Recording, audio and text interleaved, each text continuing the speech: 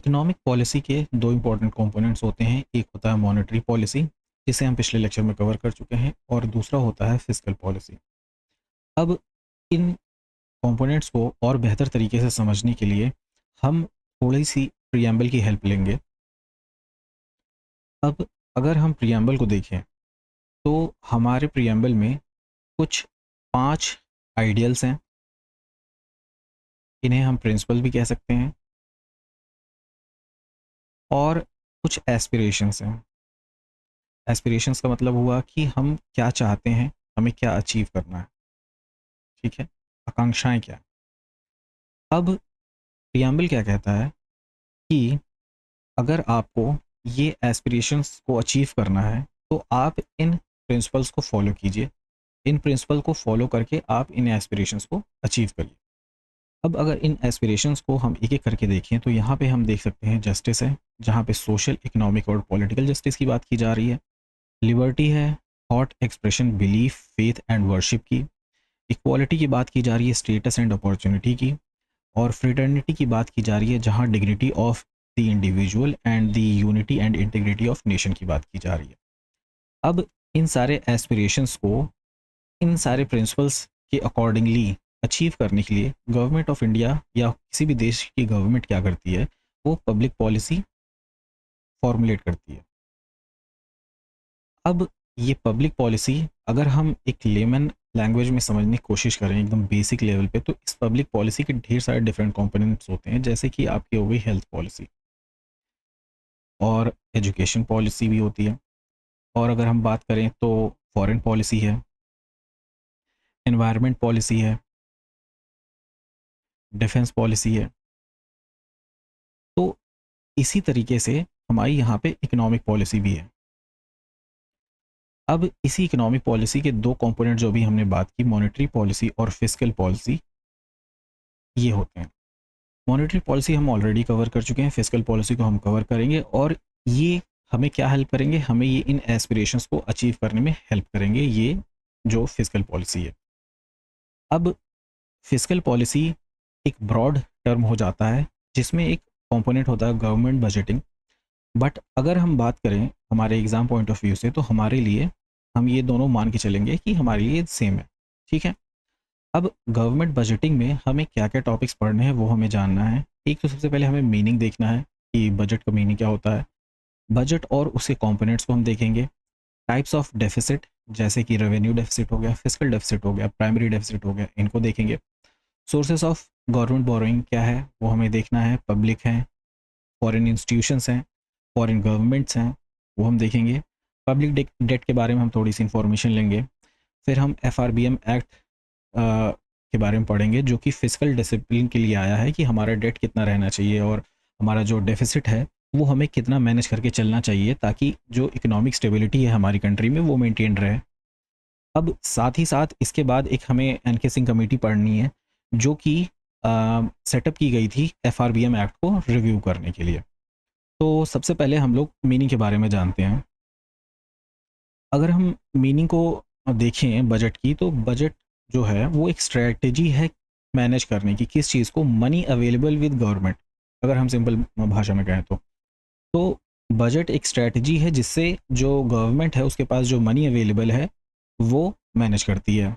अब वो मैनेज ये करेगी कि पैसा कहाँ से आ रहा है और पैसा कहाँ इन्वेस्ट करना है या उसे कहाँ एक्सपेंडिचर करना है, वो डिसाइड करेगी। अब ये जो पैसे हैं, ये जो मनी है, ये 3 तरह के फंड्स के फॉर्म में रहती है गवर्नमेंट ऑफ इंडिया के पास में, जिसमें से एक है कंसोलिडेटेड फंड ऑफ इंडिया, जो हमारे कॉन्स्टिट्यूशन के आर्टिकल 266 क्लॉज 1 में मेंशन्ड है। फिर हमारे दूसरा अकाउंट जो है वो है पब्लिक अकाउंट्स ऑफ इंडिया, जो कि आर्टिकल 266 क्लॉज 2 में मेंशन्ड है। फिर है कंटिजेंसी फंड ऑफ इंडिया, जो कि आर्टिकल 267 में मेंशन्ड है। अब ये फंड्स जो हैं ये मैनेज तो गवर्नमेंट ऑफ इंडिया करती है, बट इसकी जो कस्टडी या कंट्रोल है वो अलग अलग इंस्टीट्यूशंस के पास है। जैसे कि पार्लियामेंट कंट्रोल करता है कंसोलिडेटेड फंड ऑफ इंडिया, उसमें से अगर कोई पैसा निकालना है तो पार्लियामेंट उसकी परमिशन देगा। गवर्नमेंट ऑफ इंडिया यानी मिनिस्ट्री ऑफ फाइनेंस जो है हैंडल करता है पब्लिक अकाउंट्स ऑफ इंडिया, और प्रेसिडेंट जो है इनकी परमिशन से कंटिजेंसी फंड ऑफ इंडिया से पैसे निकलते हैं। ठीक है, अब ये जो बजट जो हम लोग बात कर रहे हैं, गवर्नमेंट बजटिंग की जो बात करते हैं, खास तौर से हमारे लिए जो इम्पोर्टेंट है वो है सेंट्रल गवर्नमेंट, यानी गवर्नमेंट ऑफ इंडिया की जो बजटिंग है यूनियन लेवल पे, उसके बारे में हम बात करेंगे। और ये जो बजट है ये रिप्रेजेंट करता है इस कंसोलिडेटेड फंड ऑफ इंडिया में जो पैसे आते हैं और इस बजट से इस फंड से जो पैसे निकाले जाते हैं, तो वो बजट हैंडल करता है। अब जो टैक्सेस कलेक्ट होते हैं वो इस कंसोलिडेटेड फंड ऑफ इंडिया में जाते हैं। अब वहीं अगर हम बात करें पब्लिक अकाउंट्स ऑफ इंडिया की, तो यहाँ पे provident fund, post office schemes, अगर आप नेशनल सेविंग सर्टिफिकेट्स बाय करते हैं तो उसके जो पैसे हैं वो पब्लिक अकाउंट्स ऑफ इंडिया में जाते हैं। यहाँ नेशनल सेविंग सर्टिफिकेट्स लिखा हुआ है। और साथ ही साथ डिसइन्वेस्टमेंट जो होता है गवर्नमेंट का PSUs में, वो उसके पैसे जो हैं वो भी यहाँ पब्लिक अकाउंट्स ऑफ इंडिया में जाते हैं। ठीक है, तो ये 3 तरह के फंड है।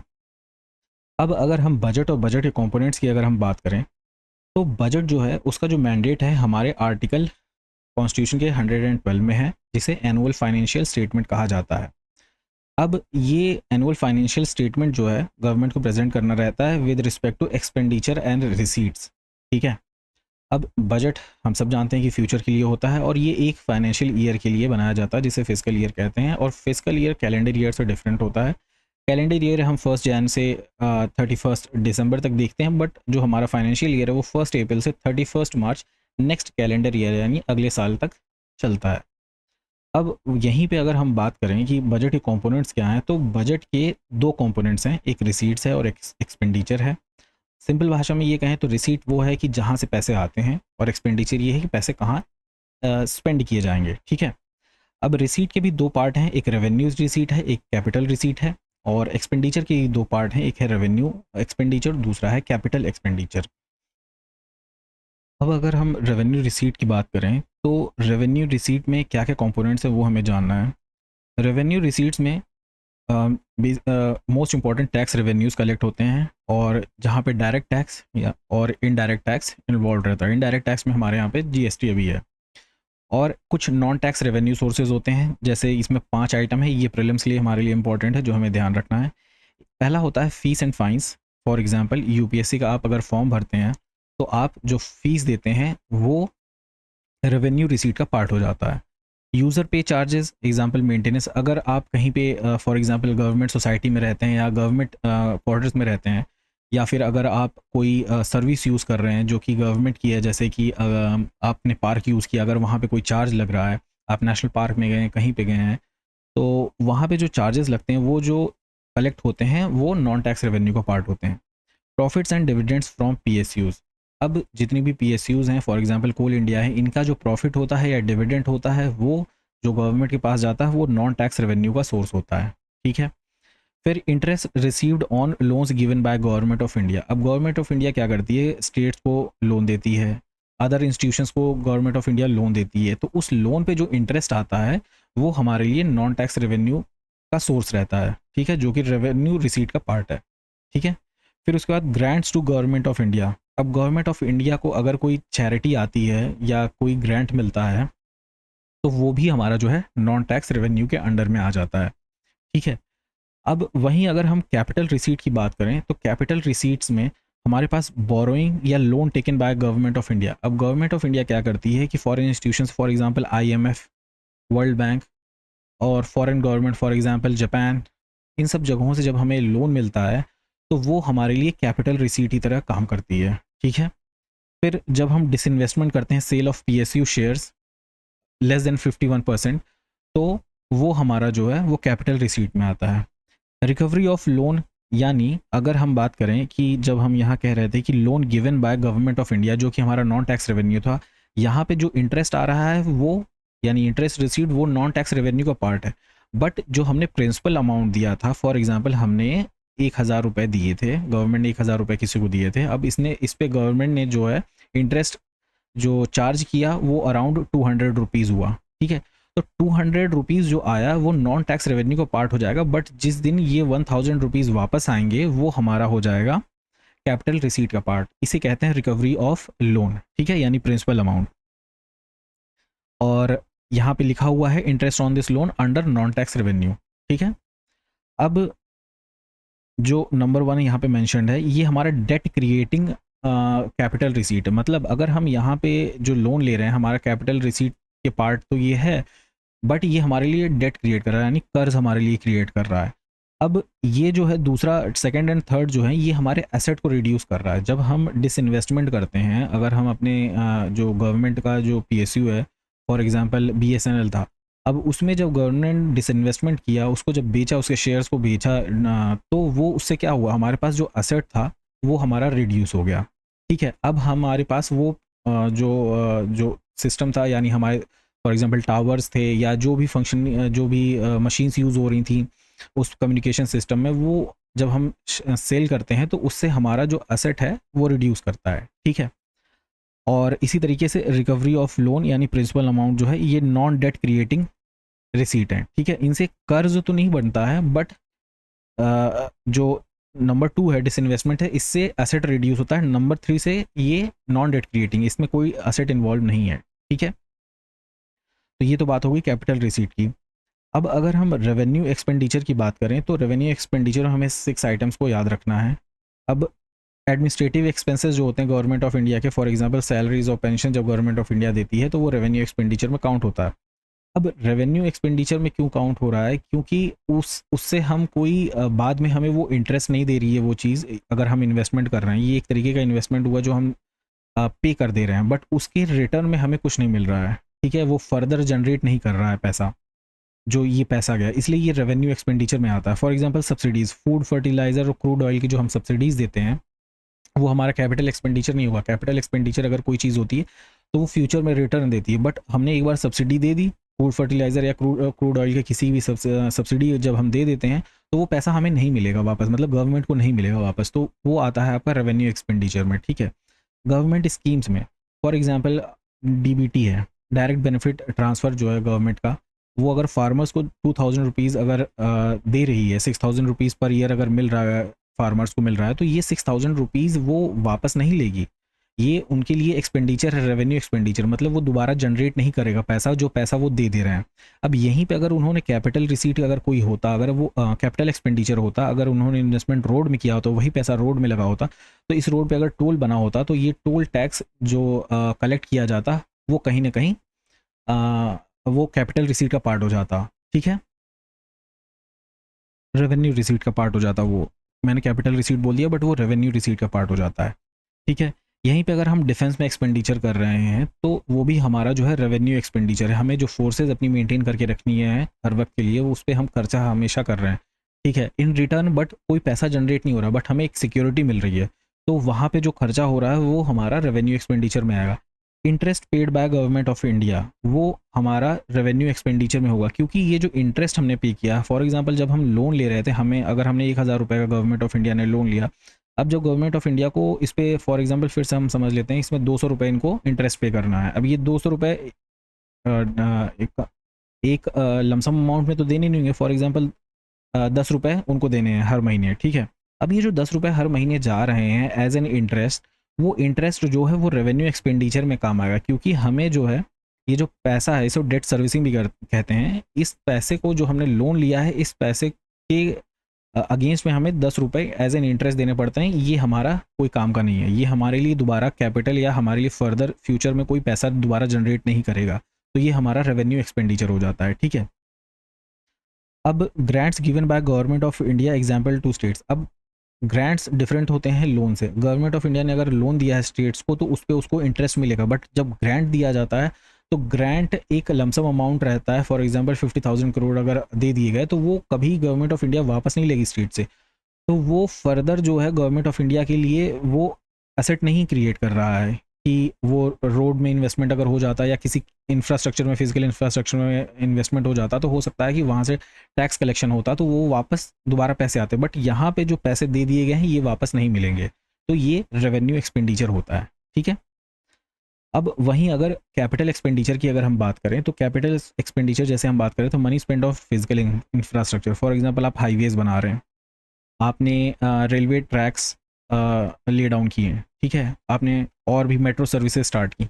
अब क्या होगा, हाईवेज पे आपको टोल मिल जाएगा, रेलवे से आपको टिकट सर्विस, टिकट जो कलेक्शन होगा, अमाउंट होगा वहाँ से मिलेगा, मेट्रो से भी आपको टिकट कलेक्शन वापस मिलेगा। तो आप यहाँ पे जो पैसा इन्वेस्ट कर रहे हैं इसके रिटर्न में फ्यूचर में वो पैसा, ये जो तीनों इंफ्रास्ट्रक्चर आपने क्रिएट किए हैं ये वापस देते रहेंगे। बट जहाँ पे हमने रेवेन्यू एक्सपेंडिचर किया वहाँ से वो पैसे जो इन्वेस्ट हुए हैं वो वापस नहीं आएंगे, वो फाइनली जिसके पास जा रहे हैं वो उसको कंज्यूम कर रहा है, ठीक है, अपने लिए। अब लोन जो है स्टेट्स को जो दिए गए हैं और फॉरेन गवर्नमेंट को दिए गए हैं वो कैपिटल एक्सपेंडिचर है, मतलब कि उस पर गवर्नमेंट ऑफ इंडिया को इंटरेस्ट मिलता रहेगा, तो गवर्नमेंट ऑफ इंडिया के लिए वो इंटरेस्ट जो है वो कैपिटल एक्सपेंडिचर है, मतलब यहाँ पे पैसा देने के बाद वापस पैसा आ रहा है एज ए इंटरेस्ट। बट वहीं अगर हम पैसा ले लेते हैं, हमने अगर बोरोइंग की है, गवर्नमेंट ऑफ इंडिया ने पैसा लिया है, फिर गवर्नमेंट ऑफ इंडिया को अगर इंटरेस्ट पे करना रहता है तो वो revenue expenditure government of India का होगा, क्योंकि ये फर्दर एसेट नहीं क्रिएट करेगा या फर्दर गवर्नमेंट ऑफ इंडिया को वापस पैसे इन रिटर्न नहीं देगा। बट यहाँ पे जो लोन दिया गया है गवर्नमेंट ऑफ इंडिया के द्वारा स्टेट्स को या किसी फॉरेन गवर्नमेंट को, वो लोन वापस इंटरेस्ट के फॉर्म में वापस रिटर्न गवर्नमेंट ऑफ इंडिया के पास आएगा, तो वो पैसा ज़्यादा क्रिएट हो रहा है। मतलब अगर 1000 रुपये दिए गए हैं और 200 रुपये इंटरेस्ट लेती है गवर्नमेंट ऑफ इंडिया, तो फाइनली गवर्नमेंट ऑफ इंडिया के पास कितना आएगा, 1200 रुपये वापस आएंगे, मतलब 200 रुपये का प्रॉफिट होगा। तो ये 200 रुपये प्रॉफिट क्या हो रहा है, 1000 रुपये इन्वेस्ट करने के बाद 200 रुपये एक्स्ट्रा मिल रहे हैं। बट जब रेवेन्यू एक्सपेंडिचर होता है तो जो पैसे एक्सपेंड किए जाएंगे यानी जो खर्च किए जाएंगे उस पर कोई रिटर्न ज़्यादा नहीं मिलेगा, ज़्यादा नहीं मतलब नहीं मिलता है। अब रिटर्निंग ऑफ लोन और principal amount by government of India, अब गवर्नमेंट ऑफ इंडिया जो है जब, तो उससे होता क्या है कि गवर्नमेंट ऑफ इंडिया की लायबिलिटी कम हो जाती, मतलब कि अभी गवर्नमेंट ऑफ इंडिया ने 1000 रुपये का लोन ले रखा था, ठीक है, अब इस पर जो वो इंटरेस्ट दे रही थी वो उसका रेवेन्यू एक्सपेंडिचर का पार्ट था। अब जब वो फाइनली 1000 रुपये वापस कर देगी तो ये 1000 रुपये का जो कर्ज था वो उस पे से ख़त्म हो जाएगा। जब वो 1000 रुपये का जो लोन है वो ख़त्म हो जाएगा तो उससे कहा जाएगा कि लायबिलिटी जो थी, जो जिम्मेदारी थी पैसा वापस देने की, वो ख़त्म हो गई। जब वो ख़त्म हो जाती तो वो भी हमारे कैपिटल एक्सपेंडिचर में आता है। मतलब कैपिटल एक्सपेंडिचर वो रहेगा जो कि या तो असेट क्रिएट कर रहा है जैसे कि फिजिकल इंफ्रास्ट्रक्चर पे, या फिर वो हमारी लायबिलिटी को जो है वो कम कर रहा है, ठीक है, लायबिलिटी को कम कर रहा है।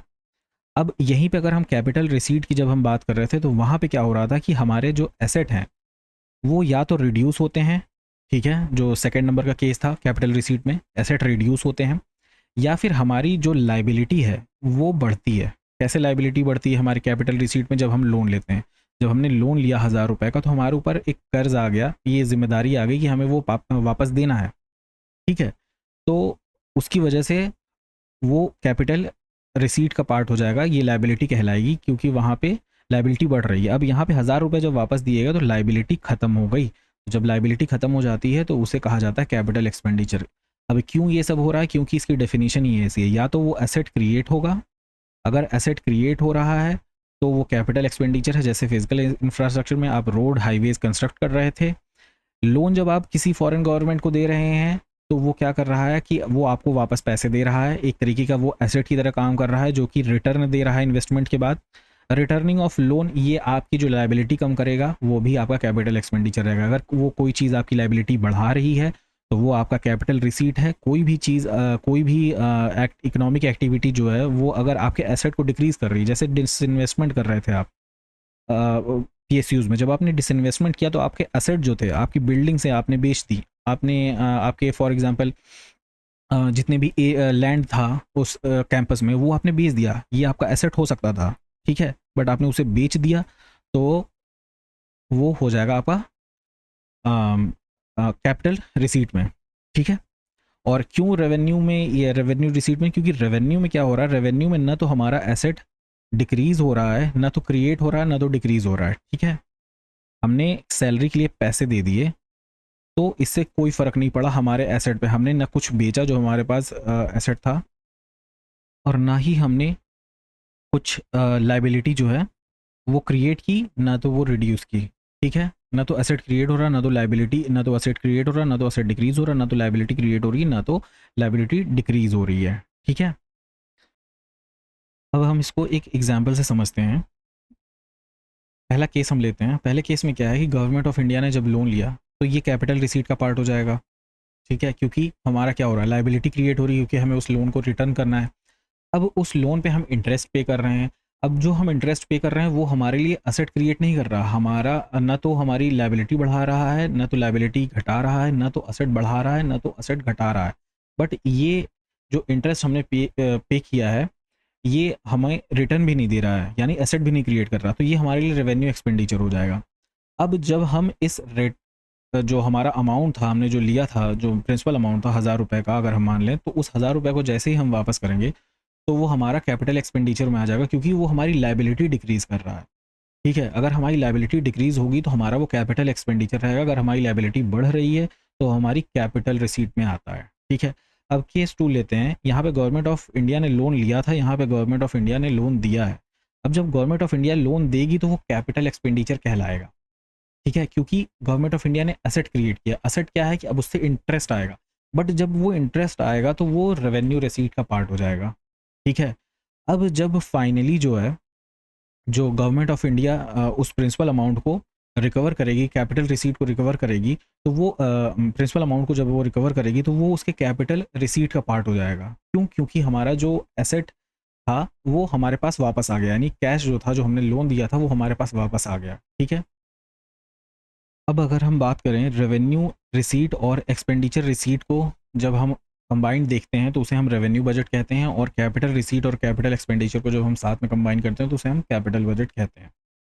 अब रेवेन्यू रिसीट जो है वो कैपिटल रिसीट से ज़्यादा होती हैं, और इस रेवेन्यू रिसीट में भी जो टैक्स रिसीट्स हैं वो नॉन टैक्स रिसीट से ज़्यादा हैं। ठीक है, अब इस टैक्स रिसीट में भी जो डायरेक्ट टैक्स हैं वो इनडायरेक्ट टैक्सेस से ज़्यादा हैं। ठीक है, तो ये हमें ध्यान रखना है।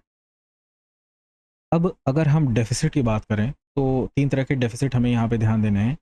पहला है रेवेन्यू डेफ़िसिट। रेवेन्यू डेफ़िसिट क्या है कि रेवेन्यू एक्सपेंडिचर जो हम कर रहे हैं, जैसे कि सैलरी दे रहे हैं, हम पेंशन दे रहे हैं, हमने डिफेंस पे एक्सपेंडिचर किया है, तो वो जो एक्सपेंडिचर हमारा हो रहा है और हमारा जो रेवेन्यू आ रहा है, ठीक है, वो जितना हम पैसा कमा रहे हैं उससे ज़्यादा हम खर्च कर रहे हैं, तो उसकी वजह से क्या होता है, रेवेन्यू डेफ़िसिट होता है, उसे हम रेवेन्यू डेफ़िसिट कहते हैं। अब रेवेन्यू डेफ़िसिट हमें क्या बताता है? हमें रेवेन्यू डेफ़िसिट ये बताएगा कितने पैसे की और ज़रूरत है उस जो डेफ़िसिट हो रहा है रेवेन्यू में, यानी जो हमें देना है पैसा, वो कितना कम पड़ रहा है, उससे हमें पता चलता है। अब इसका सॉल्यूशन जो है, हमें क्या करना है, हमें जो हमारा रेवेन्यू एक्सपेंडिचर है वो हमें कम करना है, और हमारी जो रेवेन्यू रिसीट्स हैं, जैसे कि टैक्स हो गया और नॉन टैक्स सोर्सेज हो गए हमारे, वो हमें बढ़ाने होंगे। ये कम है और ये ज़्यादा है, इसी वजह से हमारा डेफिसिट हो रहा है। ठीक है, और यहाँ पे मैंने वो छः आइटम्स अभी हम लोगों ने डिस्कस किए थे, यहाँ पे हमारे पास 5 आइटम्स हमने डिस्कस किए थे, जो हमारे रेवेन्यू के सोर्सेज हैं, वो 5 सोर्सेज हमने डिस्कस किए थे, और यहाँ पे एक्सपेंडिचर हमने 6 सोर्सेज डिस्कस किए थे। तो ये जो 6 सोर्सेज हैं, इन पे पैसा ज़्यादा खर्चा हो रहा है, और जहाँ से पैसे आ रहे हैं वो पैसे कमा रहे हैं, इसी वजह से हमारा डेफिसिट हो रहा है, और वो जो डेफिसिट हो रहा है उसको हमें देना ही पड़ेगा, क्योंकि अगर किसी की सैलरी है, हमें डिफेंस में मेंटेन करना है, तो वो सारी चीज़ें हम अवॉइड नहीं कर सकते, वो पेमेंट हमें करनी ही होगी सबको। तो इस वजह से वो हमारा रेवेन्यू डेफिसिट हो जाता है। अ, अब जब हम इंटरेस्ट पेमेंट कर रहे थे, ठीक है, हमने 1000 रुपये का लोन लिया, उस पे हम 200 रुपये दे रहे थे, तो वो 200 रुपये हमारे लिए कोई एसेट क्रिएट कर नहीं रहा है। ठीक है, जब हमारे लिए एसेट क्रिएट नहीं कर रहा है तो वो हमारा रेवेन्यू एक्सपेंडिचर होता है। अब जब रेवेन्यू एक्सपेंडिचर है वो, तो जब इंटरेस्ट आप देते जाएंगे, जब आपका इंटरेस्ट पेमेंट बढ़ता जाएगा, आप ज़्यादा से ज़्यादा लोन देते जाएंगे, तो आपका रेवेन्यू डेफिसिट बढ़ता जाएगा। क्यों? क्योंकि इंटरेस्ट पेमेंट आपका बढ़ेगा कैसे? आप जब लोन ज़्यादा ले रहे हैं, ठीक है? अगर आपने लेट पेमेंट किया है लोन का, जैसे आपने आईएमएफ से लोन लिया है, कोई अगर आप उसको टाइमली पेमेंट करना था, आपने नहीं किया, तो हो सकता है फाइन चार्जेस एक्स्ट्रा लगें, या फिर उस पेमेंट को भी वापस पे करने के लिए आपको दोबारा फिर से एक लोन लेना पड़ेगा। अब उस लोन को जब आप दोबारा लेंगे तो आपका इंटरेस्ट रेट फिर और बढ़ जाएगा। एक तो पहले वाले का भी था और उसके बाद अभी वाले का भी है। इसकी वजह से क्या होगा, रेवेन्यू डेफिसिट बढ़ेगा। जब ये सिचुएशन होगी तो ये लीड कर सकती है डेट ट्रैप में, कि आप एक कर्जे को पूरा करने के लिए, एक कर्जे को भरने के लिए आप दोबारा एक कर्जा और ले रहे हैं। तो ये एक डेट ट्रैप क्रिएट करता है, कि एक लोन को वापस देने के लिए दूसरा लोन लिया गया, फिर उस लोन को देने के लिए एक और लोन लिया गया। ठीक है, तो ये डेट ट्रैप कहलाता है आपका।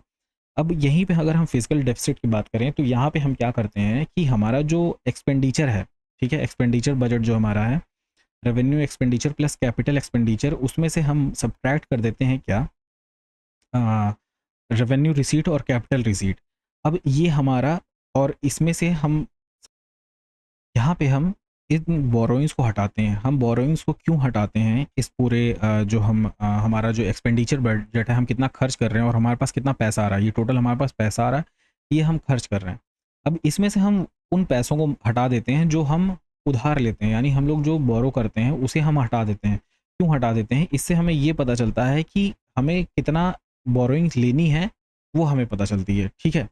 अगर आप इसको इसमें ऐड कर देंगे तो ये आपको एक ज़ीरो जो फाइनल रिज़ल्ट देगा वो ज़ीरो देगा। इसीलिए हम लोग इसको हटाते हैं ताकि हमें ये पता चले कि आखिरकार टोटल बोरोइंग चाहिए कितनी, ठीक है। तो ये हमारा फिजिकल डेफिसिट होता है। अब अगर आपका रेवेन्यू डेफिसिट बढ़ेगा तो कहीं न कहीं आपका जो रेवेन्यू एक्सपेंडिचर है वो बढ़ रहा है क्योंकि आप इंटरेस्ट पेमेंट ज़्यादा कर रहे हैं और ये बढ़ेगा तो ओवरऑल आपका जो है जो फिजिकल डेफिसिट है वो इंक्रीज़ करता जाएगा। तो इस इनका जो सॉल्यूशन है या तो हम रेवेन्यू रिसीट को बढ़ाएँ या तो कैपिटल रिसीट को बढ़ाएँ। कैपिटल रिसीट को बढ़ाने के लिए हमें फिजिकल इंफ्रास्ट्रक्चर में इन्वेस्टमेंट करना होगा और जो भी हम जैसे कि लोन देते हैं, इंटरेस्ट पेमेंट हमें मिलता है, वो सारी चीज़ें हमें करनी होंगी और अपने रेवेन्यू के सोर्सेज बढ़ाने होंगे। जैसे कि इसमें एक है टैक्स बेस बढ़ाना। टैक्स बेस बढ़ाने में हम लोग क्या करते हैं कि जो टैक्स पेइंग पब्लिक है हमारे पास, उनकी हम अगर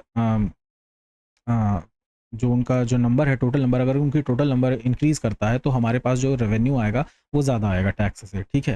तो उससे हमारा फिजिकल डेफिसिट कम होगा, फिजिकल डेफिसिट कम होगा, रेवेन्यू डेफिसिट कम होगा तो हमारे यहाँ फिजिकल स्टेबिलिटी रहेगी इकॉनमी में, ठीक है। अब प्राइमरी डेफिसिट क्या होता है? प्राइमरी डेफिसिट में हम क्या करते हैं, ये जो फिजिकल डेफिसिट हमारा आ रहा था उसमें से हम इंटरेस्ट पेमेंट्स को हटा देते हैं, ठीक है।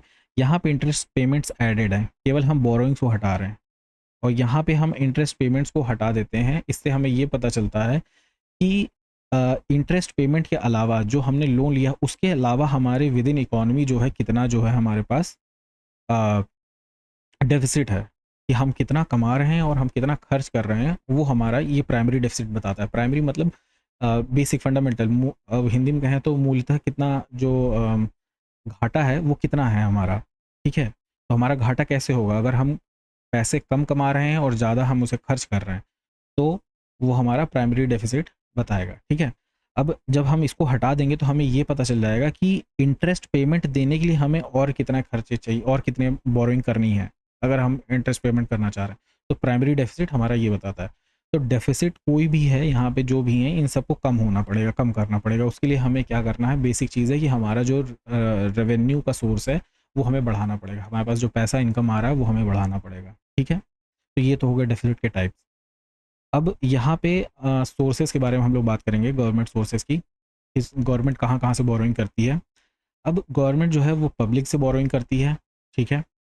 और गवर्नमेंट सिक्योरिटीज़ बैंक्स के थ्रू, पोस्ट ऑफिस के थ्रू, ठीक है। वहाँ से गवर्नमेंट जो है रेज़ करती है अपनी मनी और फॉरेन गवर्नमेंट से लेती है government. International organisation for example World Bank, IMF, ADB etcetera. और आरबीआई पैसे को प्रिंट भी कर सकता है, इसके बारे में भी हम लोग बात करेंगे। इसे हम मोनेटाइज्ड डेफिसिट कहते हैं। अब हमको कुछ अज्यूम करना है यहाँ पे, हम अज्यूम ये करेंगे कि अगर हम सारा पैसा पब्लिक से लें तो क्या सिचुएशन होगी।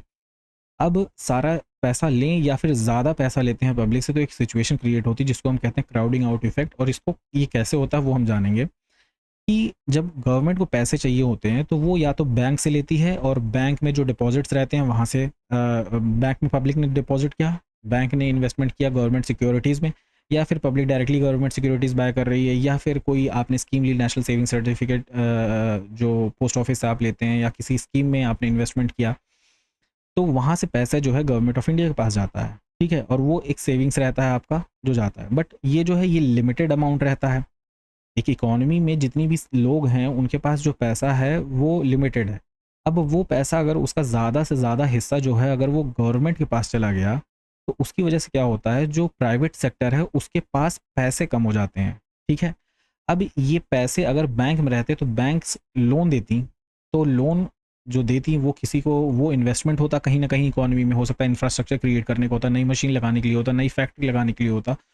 तो वो पैसा अब कम हो जा रहा है क्योंकि गवर्नमेंट के पास पैसा ज़्यादा चला जा रहा है। तो इसे कहते हैं क्राउडिंग आउट इफेक्ट, मतलब प्राइवेट सेक्टर बाहर हो जा रहा है क्योंकि उसके पास पैसा बच नहीं पा रहा है, ठीक है। अब लेस मनी है जो प्राइवेट सेक्टर के पास, मतलब जो इकोनॉमी में अवेलेबल है, क्योंकि पैसे तो मोस्टली गवर्नमेंट के पास चले गए हैं। अब उस लेस पैसे की वजह से जो है इंटरेस्ट रेट हाई चला जाएगा, क्योंकि हमने जब बात की थी मॉनेटरी पॉलिसी की तो हम क्या बात किए थे कि money simple demand and supply की जब हम बात कर रहे थे, अगर पैसा कम है तो उसकी डिमांड ज़्यादा रहेगी तो इंटरेस्ट रेट हाई हो जाएगा, जो इंटरेस्ट रेट ज़्यादा देगा उसे पैसा मिलेगा। तो अब जिन्हें इन्वेस्टमेंट करना है, जिन इंस्टीट्यूशंस को इन्वेस्टमेंट करना है या इंडिविजुअल्स को इन्वेस्टमेंट करना, वो इन्वेस्टमेंट को डिले करेंगे। क्यों? क्योंकि वो वेट करेंगे कि इंटरेस्ट रेट ये कम हो। अब जब वो वेट करेंगे तो जीडीपी जो है वो हमारी ड्रॉप करेगी, क्योंकि जो हमें इन्वेस्टमेंट अभी चाहिए वो फ्यूचर में वो इन्वेस्टमेंट करेंगे, ठीक है। तो उसकी वजह से जो जीडीपी अभी हमारी है वो डिले हो जाएगी, वो स्लो हो जाएगी, ठीक है। अब हम एक और सोर्स है हमारा इंटरनेशनल ऑर्गेनाइजेशन, जहाँ पे हम World Bank, IMF, Asian Development Bank, इन सब जगहों से हम लोन लेते हैं, बोरोइंग करते हैं, और ये अंडर सर्टेन कंडीशंस होता है जिसे हम कंडीशनैलिटी कहते हैं, ठीक है। अब कंडीशनैलिटी जैसे कि आपको याद होगा, अगर आपने बैलेंस ऑफ पेमेंट क्राइसिस पढ़ा होगा, तो उस वक्त यही हुआ था। तो जब हमें आईएमएफ से लोन लेना था, तो आईएमएफ ने क्या कंडीशन रखी थी कि हमें अपनी इकोनॉमी को ओपन करना होगा, ठीक है। हमें हमारे हमने हमने एलपीजी, लिबरलाइजेशन, प्राइवेटाइजेशन, ग्लोबलाइजेशन के जो रिफॉर्म्स हैं उन्हें एक्सेप्ट किया, उन्हें इम्प्लीमेंट किया अपने इकोनॉमी में, ठीक है। अब फॉरेन गवर्नमेंट से जब हम बोरोइंग करते हैं तो क्या होता है, हमारी सोवरेनिटी कॉम्प्रोमाइज़ हो जाती है, ठीक है। मतलब कि अगर आप कोई डिसीजन ले रहे हैं तो उसमें आपका जो फाइनल से रहेगा वो आपका नहीं रहेगा। अगर आपने फॉरेन गवर्नमेंट से ले करके रखा है पैसा अच्छा खासा, तो उनका भी कहीं ना कहीं कोई से रहेगा। फॉर एग्जांपल चाइना का जो डेट ट्रैप चल रहा है, अब श्रीलंका में इतना इन्वेस्टमेंट चाइना ने करके रखा है, श्रीलंका ने चाइना से इतने सारे पैसे लेकर के रखे हैं, ठीक है। अब जब वो टाइम से पे नहीं कर पाएंगे, तो उनका कौन सपोर्ट कहाँ बन रहा है ये डिसाइड करने में से कहाँ आएगा, चाइना का आएगा। चाइना क्या कहेगा कि हमें जो है आप अपना ये पोर्ट दे दीजिए, हमें ये इन्वेस्टमेंट करने दीजिए, हमें आप यहाँ पे एयरफील्ड बनाने दीजिए, हमें मिलिट्री बेस चाहिए। तो क्या हो रहा है कि आपकी सोवरेनिटी कॉम्प्रोमाइज़ हो रही है, आप अपने देश में जो है कि किसी और कंट्री के इन्फ्लुएंस में है, वो आप उसको डायरेक्टली मना नहीं कर पाएंगे, क्यों? क्योंकि आपने पैसे ले रखे हैं, ठीक है। तो फॉरेन गवर्नमेंट से जब आप कंप्लीटली लोन लेते हैं तो आपकी सोवरेनिटी कॉम्प्रोमाइज़ होती है, ये आप ध्यान रखेंगे। अब आरबीआई का प्रिंट करना मनी, ठीक है, इसे कहते हैं मोनेटाइज्ड डेफिसिट। अब जब आरबीआई मनी को प्रिंट करता है तो उसकी वजह से क्या होता है, इकोनॉमी में मनी सप्लाई इंक्रीज कर जाएगी। अब जब मनी सप्लाई इंक्रीज कर जाएगी तो इसकी वजह से हाई इन्फ्लेशन होगा, ठीक है। क्यों? क्योंकि जो गुड्स थे, जो सप्लाई थी, वो हमारी तो सेम है, बट हमारी जो मनी है वो लोगों के पास ज़्यादा आ जाएगा। जब लोगों के पास ज़्यादा पैसा आ जाएगा तो वो डिमांड ज़्यादा करेंगे। अब इसकी वजह से ये लिमिटेड गुड्स के ऊपर जब डिमांड ज़्यादा होगी तो इनका जो है प्राइस वो बढ़ जाएगा, ठीक है। जैसे कि यहाँ पे हमारे यहाँ इंटरेस्ट रेट बढ़ रहा था क्योंकि पैसे कम थे, सिंपल डिमांड एंड सप्लाई का कॉन्सेप्ट, ठीक है। अब जो मेजॉरिटी ऑफ बोरोइंग है गवर्नमेंट की वो पब्लिक से होती है, ग्रेटर देन 90%, और जो बची हुई है वो है फॉरेन इंस्टीट्यूशन से और फॉरेन गवर्नमेंट से हमने लोन ले रखा है, ठीक है। अब एक कॉन्सेप्ट आता है पब्लिक डेट का। पब्लिक डेट एक कॉन्सेप्ट है जहाँ पे अगर कंसोलिडेटेड फंड ऑफ इंडिया अगर प्लेस्ड होता है तो वो पब्लिक डेट कहलाता है। अब जो पैसे आपने कैपिटल रिसीट से कलेक्ट किए, या फिर आपने जो रेवेन्यू रिसीट्स आपके आए, ठीक है, जो टैक्स और नॉन टैक्स सोर्सेस आए, वो कहाँ जाते हैं? वो कंसोलिडेटेड फंड ऑफ इंडिया में ही जाते हैं। अब जब पेमेंट करना होगा, वापस इंटरेस्ट पेमेंट करना होगा, तो वो कहाँ से जाएगा? कंसोलिडेटेड फंड ऑफ इंडिया से ही निकलेगा। तो कहीं ना कहीं consolidated fund of India placed है, ठीक है, कि आपको अगर आप इंटरेस्ट पेमेंट नहीं करेंगे तो आपको पैसा यहाँ से देना पड़ेगा। तो इस वजह से हम पब्लिक डेट को ये कहते हैं कि अगर कंसोलिडेटेड फंड ऑफ इंडिया जो है अगर वो प्लेस्ड है तो उसे हम पब्लिक डेट कहते हैं। अब ये इंटरनल हो सकता है, एक्सटर्नल हो सकता है, जैसे कि अभी हमने बात की इंटरनल में हम पब्लिक से लोन लेते हैं विद इन इंडिया, और आउटसाइड इंडिया भी हो सकता है। ये जो पब्लिक एक्सटर्नल जो सोर्सेज हैं वो आउटसाइड इंडिया से हैं, और ये इंटरनल सोर्सेज जो हैं विद इन इंडिया होते हैं, ठीक है। अब स्टेट गवर्नमेंट, आपको ये ध्यान देखना है कि यहाँ पे कंसोलिडेटेड फंड ऑफ इंडिया, अब स्टेट गवर्नमेंट का जो डेट है वो इस पब्लिक डेट का पार्ट नहीं रहता है। क्यों? क्योंकि वहाँ पे consolidated fund of state pledge होता है। अगर किसी स्टेट गवर्नमेंट ने लोन ले रखा है, अगर जैसे स्टेट गवर्नमेंट जब गवर्नमेंट ऑफ इंडिया से लोन लेती है, तो वो जो लोन लिया जाता है वो state consolidated fund of state पे वो प्लेज्ड रहता है, ठीक है। अगर वो पैसा नहीं दिया गया वो वहाँ से दिया जाएगा, ठीक है। तो यहाँ पे जो है कंसोलिडेटेड फंड ऑफ इंडिया जब प्लेस्ड रहता है उसे पब्लिक डेट कहते हैं हम, ठीक है। अब हमें एक टॉपिक पढ़ना है एफआरबीएम एक्ट। ये हमारे फिजिकल डिसिप्लिन के लिए आया था। किसके लिए फिजिकल डिसिप्लिन? क्या है कि हमें फिजिकल डेफिसिट कितना रखना है और हमें रेवेन्यू डेफिसिट कितना रखना है। अब इसे इंट्रोड्यूस किया गया था 2003 में इस एक्ट को, और ये टू लिमिट द बोरोइंग, जितना हम लोन ले रहे हैं, कर्ज ले रहे हैं, उसे लिमिट करने के लिए था। और टारगेट दिया गया क्या कि फिजिकल डेफिसिट को आपको 3% रखना है जीडीपी का बाय 2008 एंड 2009। बाद में इन जितने भी टारगेट्स हैं इनको टाइम के साथ रिवाइज किया गया, ठीक है। अभी एट प्रेजेंट जो है 5.6% चल रहा है जीडीपी का। हमने टारगेट ले रखा है कि बाय फाइनेंशियल ईयर 24-25 जो है हम 5.6% के जीडीपी के आसपास ले आएंगे अब हमारा जो फिजिकल डेफिसिट है, ठीक है, रखेंगे उसको। और रेवेन्यू डेफिसिट जो है इस एफआरबीएम एक्ट में क्या था, इसमें रेवेन्यू डेफिसिट हमने कहा था कि हमें ज़ीरो करना है। ज़ीरो क्यों करना है कि भाई हम जितना पैसा कमा रहे हैं, जितना हमारे पास रेवेन्यू रिसीट आ रहा है उतना ही हम खर्चा करें, ठीक है। मिनिमम ये तो हो, अगर इससे ज़्यादा हो रहा है तो ठीक है, हमारे पास रेवेन्यू रिसीट ज़्यादा आ रही है, रेवेन्यू एक्सपेंडिचर कम है, पॉजिटिव है, ठीक है, बट हमें जो जो हमारा रेवेन्यू डेफिसिट है उसे हमें ज़ीरो तक लेकर के जाना है, ठीक है। अब जो अभी हम आरबीआई की प्रिंटिंग की बात कर रहे थे, जहाँ से गवर्नमेंट ऑफ इंडिया जो है प्रिंटिंग करा सकती है, बट उसे बैन कर दिया गया था एफआरबीएम एक्ट के अंडर में 2006 से। तो अभी आरबीआई जो है मनी प्रिंट नहीं कर सकता है, किसके लिए? डेफिसिट फाइनेंसिंग के लिए। डेफिसिट फाइनेंसिंग का मतलब क्या हुआ कि जब हमारे पास पैसे कम पड़ रहे हैं, जहाँ पे हम लोग बात कर रहे थे प्राइमरी डेफिसिट की, कि जहाँ पे हमें इंटरेस्ट पेमेंट अगर करना रहता है तो उसके लिए हमें कितनी बोरोइंग की ज़रूरत है, या फिर अगर हम फिजिकल डेफिसिट की बात करते हैं तो हमें ये पता चलता है कि हमें टोटल बोरोइंग कितनी हमें चाहिए। तो वो जो बोरोइंग थी उसको हम लोग किससे रिप्लेस कर सकते थे? हम लोग मनी प्रिंट करके वो काम कर सकते थे, बट वो हमें काम नहीं करना, वो बैन कर दिया गया है, ठीक है, डेफिसिट फाइनेंसिंग। इसकी वजह से इन्फ्लेशन होता है और इंस्टेबिलिटी आती है इकोनॉमी में, ठीक है। इसे 2006 में बैन कर दिया गया। अब एक्सेप्शन क्या है कि ये जो टारगेट्स हैं जो दिए गए थे 3% के और यहाँ पे 0 के टारगेट, इन्हें वायलेट किया जा सकता है एक्सेप्शनल सर्कमस्टांसेस में, ये एक क्लॉज था वहाँ पे। और कोविड-19 में इसे हमने इसे वायलेट किया था, हालांकि और भी बार वायलेट हुआ, बट एग्जाम्पल के तौर पे कोविड-19 में, क्योंकि उस वक्त इकॉनमी काफ़ी डाउन थी, ग्लोबल इकॉनमी डाउन थी, इसलिए हम लोग टारगेट्स को अपने अचीव नहीं कर पा रहे थे। अब यहाँ पे एफआरबीएम एक्ट में 3 इंपॉर्टेंट रिपोर्ट्स रहती हैं जो बजट के साथ प्रेजेंट करनी रहती है गवर्नमेंट ऑफ इंडिया को। एक रहता है फिजिकल पॉलिसी स्टेटमेंट, एक रहता है फिजिकल पॉलिसी स्ट्रेटजी स्टेटमेंट, और एक रहता है मैक्रो इकोनॉमिक फ्रेमवर्क। तो ये 3 रिपोर्ट जो है अलॉन्ग विद बजट जो है गवर्नमेंट ऑफ इंडिया को प्रेजेंट करना रहता है बिफोर पार्लियामेंट, ठीक है। अब एक फाइनल चीज़ जो हमें पढ़ना है जो इंपॉर्टेंट है वो है एनके सिंह कमेटी। अब एनके सिंह कमेटी को सेटअप किया गया था 2016 में, और ये एफआरबीएम एक्ट को रिव्यू करने के लिए था, ठीक है।